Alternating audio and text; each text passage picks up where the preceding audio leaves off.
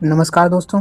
आज की वीडियो में हम देखेंगे कि ट्रेंड लाइन किस तरीके से काम करती है और किस तरीके से हम वैलिड ट्रेंड लाइन को ड्रॉ कर सकते हैं। वीडियो को आप पूरा देखिए ताकि आपको कोई भी कॉन्सेप्ट कन्फ्यूजन में ना रहे और आपके सभी जो डाउट हैं वो क्लियर हो जाए। और चैनल को लाइक करिए, शेयर करिए और वीडियो को भी लाइक, शेयर और चैनल को सब्सक्राइब करिए। सबसे पहले तो आपने देखा होगा कि मैंने पहले भी कई बार वीडियोस में बता करके रखा है कि मार्केट तीन तरीके से चलता है। एक तो अप ट्रेंड में, जिसमें market higher high, higher low, higher high, higher low, higher high, higher low, higher high, higher low बनाते हुए ऊपर की तरफ जाता है। और डाउन ट्रेंड में market lower low, lower high, lower low, lower high, lower low, lower high, lower low, lower high करते हुए नीचे जाता है। और तीसरा ट्रेंड होता है हमारा साइडवेज, जिसमें कि मार्केट इस तरीके से एक रेंज में घूमता रहता है। ठीक है। अब ट्रेंड लाइन, जैसे कि ट्रेंड लाइन हम कहते हैं, ट्रेंड लाइन होती क्या है? ट्रेंड लाइन का मतलब नाम में ही स्पष्ट है कि ट्रेंड जिस तरफ ट्रेंड हो उसकी लाइन, मतलब जो ट्रेंड है उसकी लाइन। तो ये तो हमारा अप ट्रेंड हो जाता है, ऊपर जब मार्केट जाता है इसको हम कहते हैं अप ट्रेंड। ट्रेंड है हमारा, ये हमारा अप ट्रेंड है। ठीक है। ये हमारा डाउन ट्रेंड हो गया नीचे, और ये हो गया साइडवेज। ठीक है। तो जब भी मार्केट आपने देखोगा, जैसे कि आप जानते होंगे कि हम लोग मार्केट में सपोर्ट और रेजिस्टेंस को ड्रॉ करते हैं। जैसे कि ये हमारा सपोर्ट हो जाएगा और ये हमारा रेजिस्टेंस हो जाएगा। लेकिन जब मार्केट ऊपर इस तरीके से जाती है, इस केस में हम सपोर्ट रेजिस्टेंस ड्रॉ करने की बजाय जो हमारे हायर लोज हैं उनको मिलाते हुए एक लाइन खींचते हैं इस तरीके से। मतलब higher low, higher high, higher low, higher high, higher low, higher high, इस तरीके से हम लाइन खींचते हैं। और जो मिनिमम हमको 2 स्विंग चाहिए होते हैं, जैसे कि इस तरीके से मार्केट ऊपर जा रहा है तो जो 2 स्विंग है हमारे इस तरीके से, पहला स्विंग, दूसरा स्विंग, तो 2 स्विंग को मिलाते हुए हम लाइन खींचेंगे। और जहाँ पे तीसरा स्विंग होता है वहाँ से मार्केट की रिवर्स करने की प्रोबेबिलिटी ज़्यादा रहती है, क्योंकि ये हमारी जो ट्रेंड लाइन होती है ये एक सपोर्ट की तरह काम करती है। जिस तरीके से मार्केट सपोर्ट पे आता है, ऊपर की तरफ निकलता है, उस तरीके से अप ट्रेंड में अप ट्रेंड लाइन और डाउन ट्रेंड में लोअर ट्रेंड लाइन इस तरीके से हमारा रेजिस्टेंस का काम करती है। इस तरीके से हम ट्रेंड लाइन को ड्रॉ कर सकते हैं। ट्रेंड लाइन को ड्रॉ करना कोई बहुत बड़ी बात नहीं है, बहुत सिंपल कॉन्सेप्ट, बट कुछ ऐसी चीज़ें रहती हैं जिनकी वजह से लोग इस ट्रेंड लाइन में उसकी जो प्रोबेबिलिटी रहती है वो बहुत कम हो जाती है। पहली गलती तो ये रहती है कि सभी लोग जो है ट्रेंड लाइन को बहुत छोटे टाइम फ्रेम में ड्रॉ करने की कोशिश करिए। आप कोशिश करिए ट्रेंड लाइन पे अगर आप ट्रेड कर रहे हैं तो 1 घंटे 4 घंटे पर ट्रेड करिए। छोटे टाइम फ्रेम में ट्रेंड लाइन की जो प्रोबेबिलिटी रहती है वो बहुत कम हो जाती है। दूसरी चीज़ क्या है कि ट्रेंड लाइन से हम ट्रेंड का आइडेंटिफिकेशन तो कर ही सकते हैं कि मार्केट अप ट्रेंड में है, डाउन ट्रेंड में है। दूसरी चीज़ है कि हम ब्रेकआउट का भी पता लगा सकते हैं और हम फ्यूचर का प्रेडिक्शन भी कर सकते हैं कि मार्केट कहाँ से रिवर्स हो गया। मान लीजिए दो स्विंग्स जुड़ गए, तीसरे स्विंग में हम यहाँ पर कर सकते हैं कि यहाँ से मार्केट रिवर्स हो सकता है। और जो इम्पोर्टेंट बात ट्रेंड लाइन में ये है कि ट्रेंड लाइन कभी भी हमें अकेले ट्रेंड लाइन पर ट्रेड नहीं करना है, उसके अलावा भी हमें दूसरी कन्फर्मेशन हमेशा देखनी चाहिए। जैसे कि इस केस में हायर हाई, हायर लो बनाते हुए प्राइस ऊपर की तरफ जा रहा था, तो हमको सिर्फ ट्रेंड लाइन पर ही एंट्री नहीं बना लेनी है। हमें अगर यहाँ पर कोई सपोर्ट रेजिस्टेंस ले, सपोज ये वाला हमारा रेजिस्टेंस था और आपको पता है रेजिस्टेंस जब टूटता है तो वो सपोर्ट की तरह काम करता है, तो यहाँ पर आने पर प्राइस अपने आप ही रिवर्स होकर के ऊपर की तरफ जा सकता है। ये ट्रेंड लाइन होता है। कई बार आपने देखा होगा कि आप ट्रेंड लाइन ड्रॉ करो इस तरीके से, मार्केट इस तरीके से हमने ट्रेंड लाइन ड्रॉ करी है। ठीक है। इस तरीके से मार्केट ऊपर जा रहा था, हायर हाई, हायर लो बनाते हुए हायर हाई, मार्केट करता है ट्रेंड लाइन को ब्रेक कर देता है और ट्रेंड लाइन को टेस्ट करने के बाद में फिर से नीचे आता है। तो ये भी एक होता है कि जब मार्केट का ट्रेंड चेंज होता है, जैसे कि यहाँ से मार्केट अप ट्रेंड था इतने एरिया में, उसके बाद में आप देखो कि मार्केट नीचे हमारा ब्रेक डाउन हो गया, उसके बाद रिटेस्ट हुआ, तो अब यहाँ से मार्केट का ट्रेंड भी चेंज हो गया। तो ट्रेंड लाइन के थ्रू हम मार्केट का प्रेडिक्शन कर सकते हैं कि मार्केट का ट्रेंड कब चेंज हो रहा है, कब ट्रेंड कंटिन्यू हो रहा है। इस तरीके से काम करते हैं। तीसरी एक और बात है, एक जो बोनस जो टिप मैं आपको बताना चाहूँगा कि हमेशा स्विंग को पहचानना चाहिए। ऐसा ना हो कि कोई छोटी सी कैन इस तरीके से स्विंग, मतलब जब मार्केट ट्रेंड लाइन से टच करे तो एक अच्छा बाउंस आना चाहिए मार्केट में, इस तरीके से प्रॉपर, जो कि दिखे कि हाँ बाउंस है, दिखना चाहिए बाउंस है। ठीक है। इस तरीके से ट्रेंड लाइन बनाइए, यहाँ पर ऊपर की तरफ जा रहा है। ठीक है।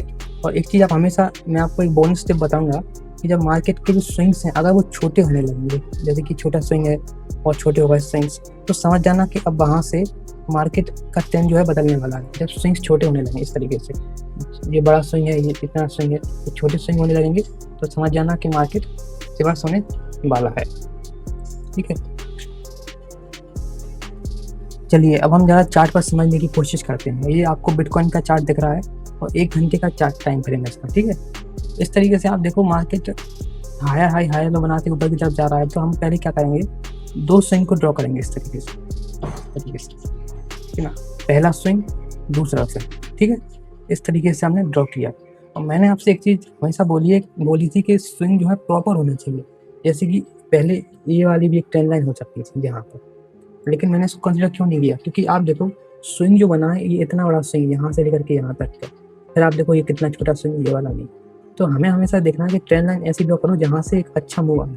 तो यहाँ से आप देखो यहाँ पर एक टच हुआ, यहाँ से कितना अच्छा मूव आया, और फिर जब तीसरी बार आया तो यहाँ से और अच्छा मूव आया। तो इस तरीके से हमें स्विंग को देखना होगा। जितना अच्छा आपका स्विंग होगा, जितना अच्छा आपका रिवर्सल आएगा, वहीं से आपका उतनी स्ट्रॉन्ग आपकी ट्रेंड लाइन होगी।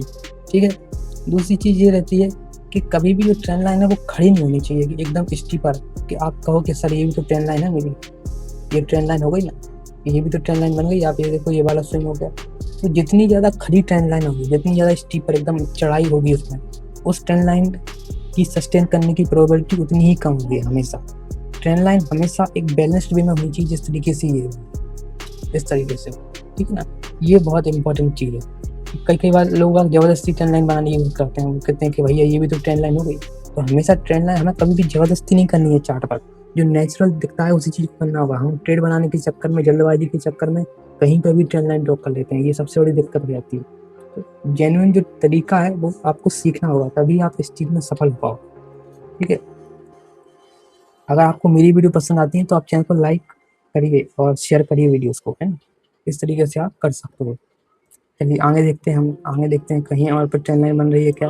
ठीक है ना, अब आप देखो ये वाली ट्रेंड लाइन थी, ये वाली ट्रेंड लाइन थी, ये इस तरीके से यहाँ पर ट्रेंड लाइन निकल के नीचे चली गई। अब कोई भी चीज़ 100% काम नहीं करती, यहाँ प्रैक्टिकल देख लो, एक बार चलो, तीसरी बार, लेकिन चौथी बार क्या होगा, मार्केट ने इस ट्रेंड लाइन को ब्रेक कर दिया, ठीक, और सीधा निकल गया। और रीटेस्ट भी देखिए, यहाँ पर इस ट्रेंड लाइन को अपन एक्सटेंड कर देते हैं इस तरीके से। ठीक है, अब मार्केट पूरा ट्रेंड लाइन को टेस्ट करने के लिए आया नहीं है, लेकिन यहाँ तक आया और इस तरीके से, लेकिन नहीं आया मार्केट, है ना। तो ये ट्रेंड लाइन यहाँ पर फेल हो गई। ठीक है, इस तरीके से ऊपर जा रहा था मार्केट, यहाँ पे देखो, अब यहाँ पे आप देखो कहाँ पर ट्रेंड लाइन बन रही है। मेरे को तो यहाँ कहीं पे भी ट्रेंड लाइन नहीं दिख रही है, इसलिए बताऊँ कि यहाँ पर प्रॉपर स्विंग हमें कहीं पर मिल ही नहीं रहा है। अब क्या है, प्रॉपर स्विंग आप लोगों को समझ में नहीं आ रहा होगा मैं क्यों कह रहा हूँ, प्रैक्टिस से ये सब चीज़ें आई हैं। यहाँ पे कहीं पे भी प्रॉपर स्विंग नहीं है। आप देखो यहाँ पे कितने क्लियर स्विंग थे, यहाँ से देखो, यहाँ पे कुछ भी कहीं पे भी हमको स्विंग नहीं दिख रहा है। ज़बरदस्ती बनाने को तो कहीं पे भी ट्रेंड लाइन ड्रॉ कर दो तो ये ट्रेंड लाइन, बट ये ट्रेंड लाइन नहीं है, ये ट्रेंड लाइन कभी नहीं करते हैं। आगे चलने की मैं कोशिश करता हूँ कहीं जगह, जैसे कि अगर आप इसको ब्रॉडर टाइम में देखोगे तो यहाँ से ट्रेंड लाइन में इसको देख सकते हैं। जितना आप नेचुरल ट्रेंड लाइन रखोगे ना, उतनी उसकी काम करने की प्रोबेबिलिटी बहुत ज़्यादा होती है। ये देखो कितना अच्छे तरीके से थ्रेड टच पे इसने कितना अच्छे तरीके से काम किया है। तो हमेशा नेचुरल चीज़ को देखो, ज़बरदस्ती कुछ भी मत करो कि ज़बरदस्ती बना रहे हो आप, ठीक है ना। और जब इस ट्रेंड लाइन का आप देखो ब्रेकआउट हुआ, तो ब्रेकआउट करने के बाद थोड़ा रिटेस्ट हुआ और फिर वहाँ से आया। प्रॉपर रिटेस्ट नहीं हो पाया एकदम से, लेकिन यहाँ तक आया है। ठीक है, अब ट्रेंड लाइन पर भी हमें एक चीज़ देखना है कि हमेशा ऐसा नहीं है कि ट्रेंड लाइन की थ्रेड टच पे हमने एंट्री बना ली कहीं पे भी, ठीक है ना। उसके बाद भी हमें अगर कंफर्मेशन लेना चाहिए कि वहाँ पे कोई सपोर्ट हो, FBG हो, तो फिर वहाँ से क्या है, ट्रेड बनाने की प्रोबेबिलिटी अधिक हो जाती है। हमेशा देखना स्विंग में ब्रॉड स्विंग्स को देखना है। यहाँ पे देखो मैं आपको बताऊँ, यहाँ पे प्राइस चल रहा है, बड़ा टाइम फ्रेम देखो हमेशा, यहाँ पे अपन ड्रॉ करते हैं, ये देखिए। और मार्केट में क्या है, कोई भी चीज़ 100% काम नहीं करती है, चाहे ट्रेंड लाइन हो, सपोर्ट हो, रेजिस्टेंस हो। ये मैं आपको प्रैक्टिकल एग्जांपल दिखा रहा हूँ, कोई भी आपको मार्केट में प्रैक्टिकल एग्जांपल नहीं दिखाएंगे, सब बनी बनाई चीज़ें दिखा देंगे लोग। आप पहले से ये देखो, आपके सामने मैं चार्ट बढ़ाते जा रहा हूँ और दिखाते जा रहा हूँ। ये देखिए कितना अच्छा इस तरीके से रिवर्स किया इस ट्रेंड लाइन, ठीक है ना। इस ट्रेंड लाइन को अपन और एक्सटेंड कर जाते हैं, और एक्सटेंड कर दी, ठीक है ना, इस तरीके से।